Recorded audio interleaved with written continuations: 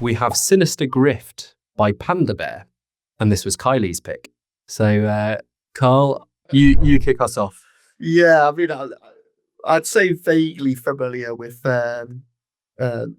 Noah's vast catalogue across both, Animal Collective and Panda Bear. Obviously, Merryweather Post Pavilion, such a big album when it came out, and then I think it might be Kiley who might have put me onto Reset, which was the last Panda Bear album. And I think other than those two projects, I don't think I've listened to anything else, maybe all the way through. I might have, listened to a odd song or something, but those are the two that, I can kind of say I'm more familiar with. But I think it's one of those records that, straight away I'm like, oh yeah, this is a Kiley pick. You've definitely got the Beach Boy style vocals and those melodies coming through, and a lot of tracks here have like that retro flair, which kind of, maintains all the way throughout the record. But I mean, the interesting part of this project for me is how Noah marries those vintage sounds with more modern and more electronic elements and textures that come through. It's almost like, how I try to describe it is, it's almost like you're listening to music in the Doctor Who TARDIS.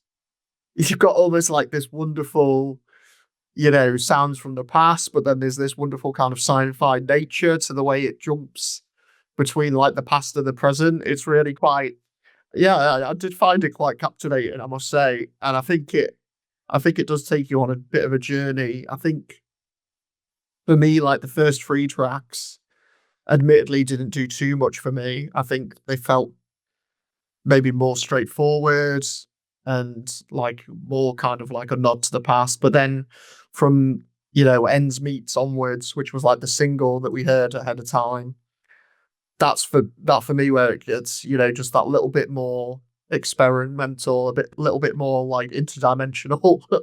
That's where it did have me hooked. Going back to Ends Meets, that what else can I do? Like that chorus, it's just such an earworm, and just as well with those like cool strutting riffs that kind of come in, and then is it Fairy Lady that's got those like wonderful like psychedelic passages, and it's just and then you got that duo of Left in the Cold and Elegy, which they're probably my two favorites, I'd say. Just like the more of the, I'd say just like really mystical and atmospheric, those two tracks, compared to some of the others, whereas the others are like quite hooky. They're more of these songs that you can just kind of, zone out to. Just got, gorgeous harmonies on there. And then it's like those vocals just kind of like emerge out of the haze. And then it finishes on like a big high of like just some really excellent guitar work in the back end of certainly the latter track on that one. And it's one record that I think I thought I knew from the first three tracks what I was going to get. And then it really, once it got into that back end, it really flipped itself on its head. And just really surprised me. Definitely took me on this, like I say, an interesting and quite fascinating ride. With, it's got all the nods back to the Beach Boys and 70s psych, but definitely brought something unique to the table too, I think, with the way it, added those modern elements in there as well. So really glad kind of picked this one, and a bit of a thumbs up for me. And a thumbs up from me. I mean, Merryweather Post Pavilion is my only touch point, and love that album. You couldn't escape that one when it was out. Brilliant. Back in the day.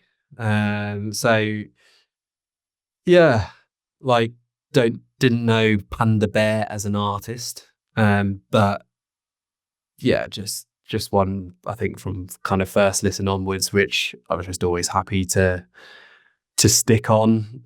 I think it was quite interesting this month is no matter what we think of maybe the albums or whatever, the lyrics are quite captivating in their own way. And but this album is probably the weakest on that front in the sense that it's very vague and like interpretive. And this is all about the vibes. Yeah, basically. It's definitely a more sonic record, yeah. Yeah, as you say, the kind of psychedelic element, the mystery in the music, but then some really accessible stuff, as you know, as our friend Anthony Fantani sort of says as well, that's more accessible than he was expecting. But you know, you kind of got like reggae percussion arrangements in a lot of the early tracks. Yeah, absorbing synth throughout.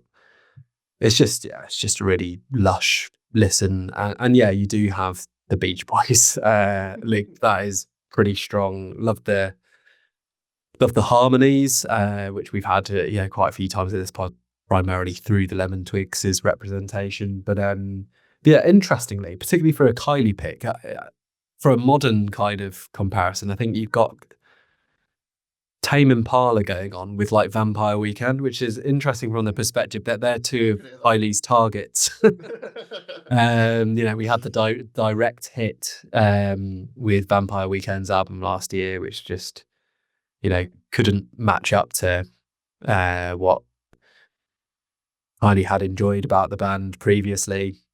And Tame Impala usually is used fairly disparagingly for kind of tepid electronic tinged music if we're not liking it on the pod as well. So it's interesting that they're two I kind of see marrying in the middle in this album, but you do get that strong Animal Collective feel as well, you know, kind of reminder. So yeah, there's all sorts going on, but it's just really excellent. I mean, I had for Left in the Cold that was a bit Shins like in the sense that, you know, going back to maybe Wincing the Night Away, when they'd have songs which almost felt like they just end without ever truly forming into like something which would be approaching a pop song, I suppose. And that one really does, you know, with this We Could Beat 'Em lyrics, and it just so absorbing. Other highlights for me, I mean, I'm probably more into the first half than the second half, and then actually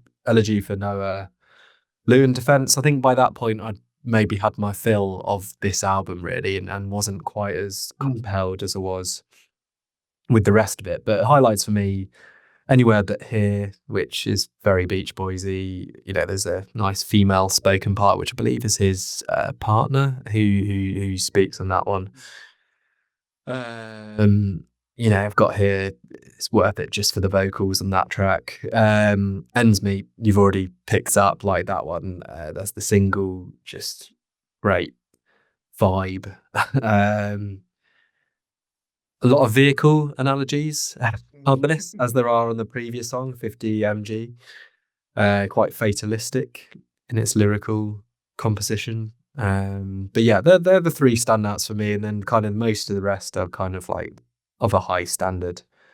And yeah, just ultimately was one which, like you, I can only give a thumbs up. I can only thank Kiley for the pick, and yeah, great to be introduced to Panda Bear on his 8th solo effort. So as you say, he's a fairly prolific artist, and yeah, surprising haven't crossed paths more often, particularly considering, you know, the highlight of Merryweather post Pavilion. But there we go. Glad that we can be from now, and clearly we've got a bit of recouping to do on that front.